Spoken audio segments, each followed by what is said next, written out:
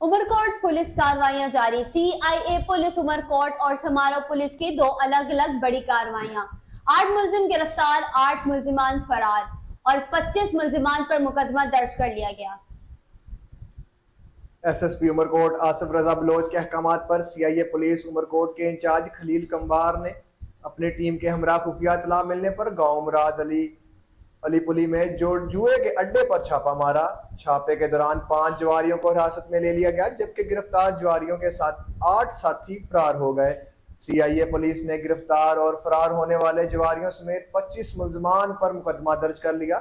CIA Umarkot police incharge Khalil Kambar ने कहा कि गिरफ्तार मुलजमान के कब्जे से 10 मोटरसाइकिल और कार बरामद कर ली।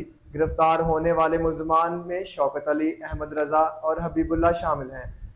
समारो पुलिस ने गिरफ्तार मुलजमान पर पुलिस पर हमला करने और गैर कानूनी नॉन कस्टम पेड सिगरेट फरोख्त करने का मुकदमा दर्ज कर लिया।